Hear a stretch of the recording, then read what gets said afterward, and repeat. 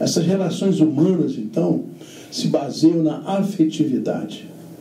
Não há afeto entre corações insensíveis. Então, o Espírito está chamado a colocar o seu coração à disposição do bem, né? Por isso a dor campeia no mundo, pois só ela pode abalar os corações de pedra.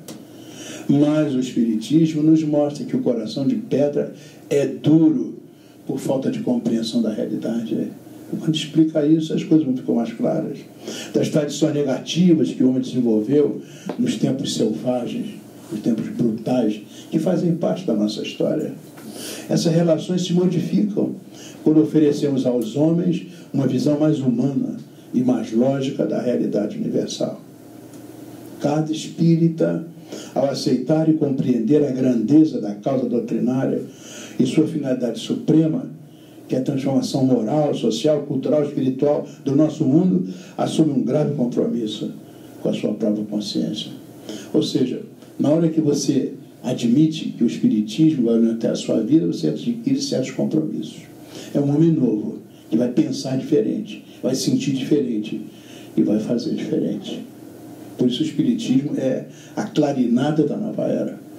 Em 1857, quando veio à luz a primeira edição de O Livro dos Espíritos, estava tocando a alvorada do tempo novo.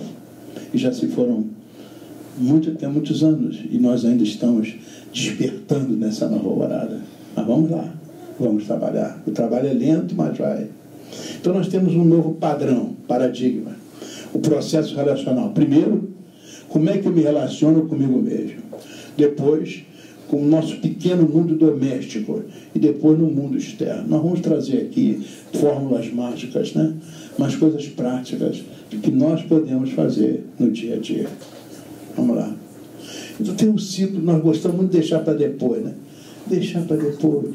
E você, quando olha, acabou a reencarnação e você não aproveitou. O ciclo é mais ou menos assim. Você tem algo para fazer, aí vai tomar um café. Aí abre o e-mail, entra no Facebook, acessa os conteúdos da internet, volta para o Facebook, levanta para pegar água, inicia uma conversa no corredor, volta para a atividade, aí percebe que o tempo passou e você não fez as coisas. É o ciclo da procrastinação. O grande problema é quando isso entra no seu aspecto da reforma interior. Eu tenho que deixar de ser mentiroso, eu tenho que deixar de fumar, eu tenho que deixar de beber, eu tenho que deixar de brigar, eu tenho que deixar de ser violento. Eu vou tomar um café, vou comprar na internet, não sei o quê. Quando você olha, acabou a reencarnação. E você não fez. Então, às vezes, na reencarnação, você não dá grandes passos evolutivos.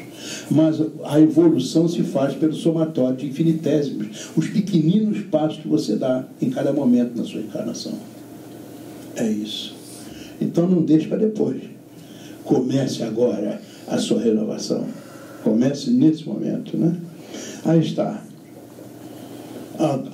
Deixar para depois, adiar, procrastinar. Então, primeiro, descubra uma fragilidade e decide acabar com ela. Por exemplo, eu gosto de mentir, eu gosto de dormir muito, eu não gosto de trabalhar, enfim, descubra uma fragilidade, né? E faz para dar reforma íntima. Dá trabalho? Quem sabe eu começo amanhã, né?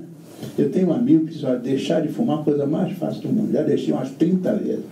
O problema é que ele deixa de fumar, falta fumar, deixa de fumar, falta fumar. Vai deixando para amanhã, vai deixando para amanhã, né? Quem sabe eu começo amanhã. Ainda pensa no assunto, mas há outros compromissos inadiáveis, né? Hoje é uma viagem com amigos familiares, amanhã é aquela conversa com a chefia, tarefa no trabalho, cabeça cheia. Quando retoma a questão daquela fragilidade, viu que nada fez. Isso é um grave problema do espírito, é deixar para depois.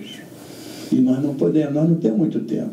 60, 70, 80 anos, 90 anos que a gente passa aqui. Isso passa logo. Aproveite a sua encarnação. Quando o Espiritismo chega, é isso que está nos dizendo, aproveite a sua encarnação, faça a sua renovação interior, mas faça mesmo, com coragem, com disposição, e já. Isso é importante, né? Então, comece a mudar agora. Isso é absolutamente essencial. Espiritismo, como eu disse, não é uma doutrina para a gente deixar na estante, achar, oh, que livro maravilhoso, que racionalidade, coisa incrível. Mas e aí? O que aquilo vale para dentro de mim? A nossa renovação. É isso, né? Então, os fundamentos da renovação. O primeiro é que nós somos irmãos uns dos outros. Essa é uma pergunta básica. Eu já sou capaz de ser irmão do outro? Olha o outro que eu não sei que faz, qual é a língua que ele fala, qual é o time que ele torce, qual é o partido político dele, qual é a religião dele. Eu não sei, mas ele é meu irmão. Sabe, essa postura de fraternidade, isso aí é um desafio para a minha reforma íntima. A questão básica é: eu já sou irmão do outro, eu já me sinto irmão do outro. Em que medida eu olho para o outro fraternalmente? Ou olho com crítica, com dúvida, com inquietação, com angústia? A que medida faço isso? A outra questão básica é respeitar. É respeitar o outro como um legítimo outro. Isso é muito importante. Cada um tem a sua história. Eu diria, cada um tem as suas histórias. História de múltiplas encarnações, em que nós criamos nossos padrões, nossa ética, nossa moralidade, nossa maneira de ser. Ele tem a dele, eu tenho a minha. Não julgar, né? Aceitar o outro como um legítimo outro. E a partir dessa aceitação, que se chama respeito, se chama democracia, é respeitar o outro, né?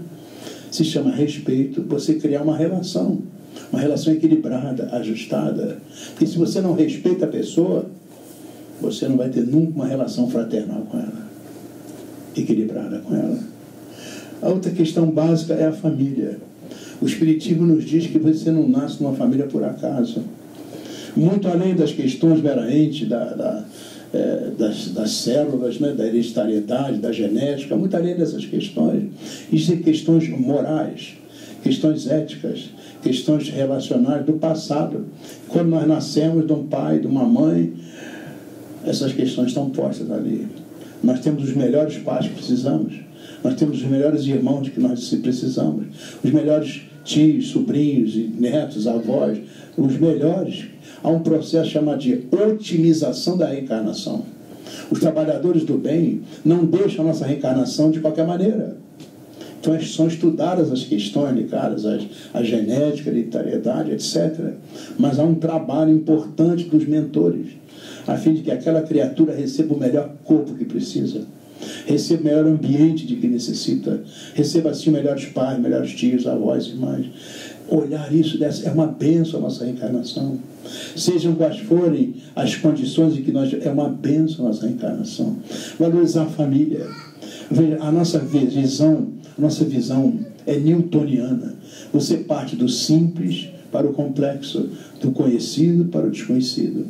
A família, na visão espírita, é assim uma espécie de trampolim, onde você faz agregação de energia para depois, ao atingir a idade adulta, dar um grande salto para se transformar numa criatura útil, geradora de utilidade, numa criatura feliz, geradora de felicidade.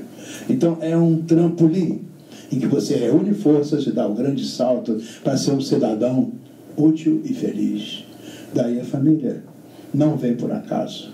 Respeitar a família, dar tudo que for possível para manter essa integridade da família é absolutamente fundamental, porque é um esforço imenso para que nós possamos nascer da melhor maneira possível, nas melhores condições possíveis. Isso é importante. A outra questão básica desses fundamentos da renovação é descobrir que nós somos Deus. Nós somos deuses. Está escrito em todas as grandes revelações religiosas, em todas elas. Encontramos isso entre os hindus, entre os chineses mais antigos, entre os egípcios. Encontramos isso na literatura grega. Nós somos deuses.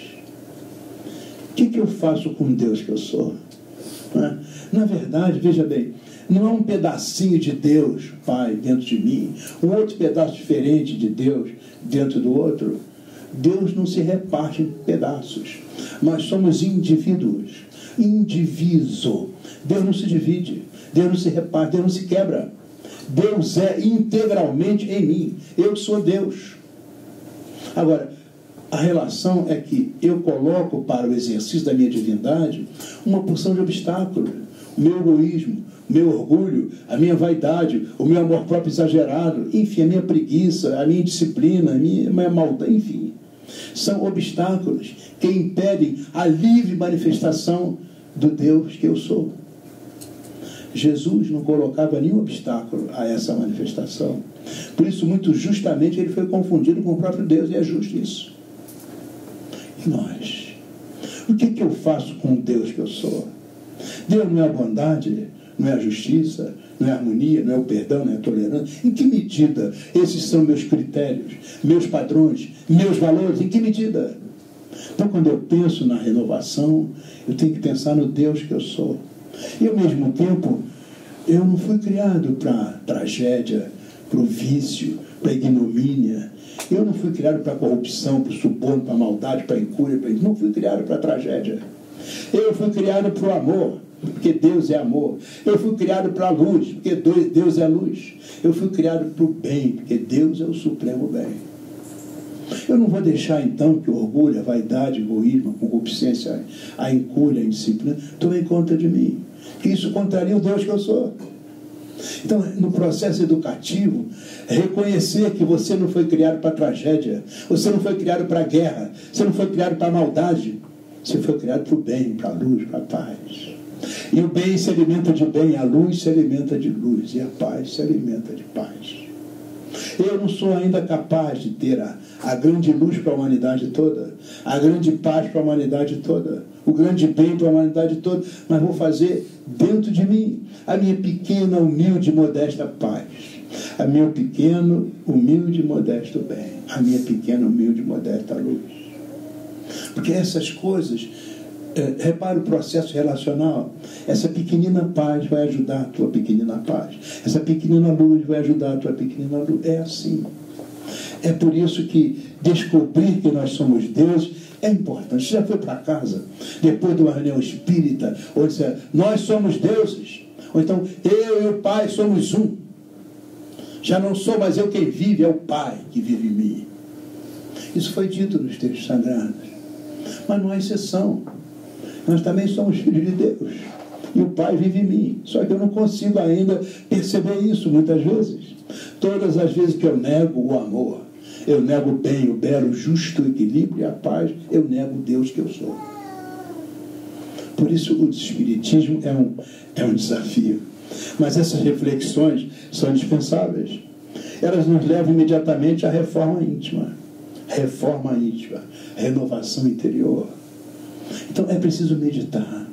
Nós costumamos falar sempre que a gente faz as orações, pede as coisas, mas tem que fazer as meditações. Costumamos dizer que a oração é uma falação, enquanto que a meditação é uma calação. Na oração eu falo, Senhor, me ajuda, Senhor, me ampara, Senhor, me ilumina. Eu peço, falo. Aí eu me calo. Já não há mais pensamentos, sentimentos, emoções, desejos. Já não há mais nada, apenas a minha integridade nua, ali sentado na beira da cama. A vacuidade se estabelece. E quando a minha vacuidade se estabelece, a plenitude da divindade se faz. Porque é sempre assim. Está dito nos textos sagrados, Jesus nos colocou isso, que são bem-aventurados os aflitos. Então é essa coisa de eu me afligir pela minha ignorância, pela minha inferioridade, pelos erros que cometo a cada instante e pela percepção da distância enorme que está entre o bem que eu quero fazer e o bem que eu sou capaz de fazer, como dizia Paulo. Uma distância imensa. Mas quando eu sento e me calo, e já não quero nada mais a não ser o Senhor, o Pai, essa minha vacuidade se resolve com a plenitude do Senhor, que se debruça sobre mim. Por isso está dito lá que os aflitos serão consolados. Ou seja, é na minha vacuidade que vem a plenitude do Senhor. É isso. Reforma íntima implica em olhar a cada dia meus pequenos defeitos, às vezes defeitos que ninguém sabe que eu tenho, mas eu sei. Na minha essência, eu sei.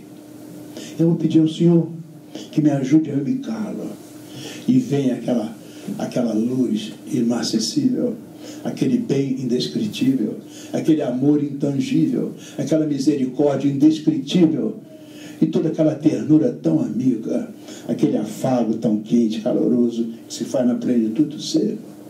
E eu desperto para uma realidade nova.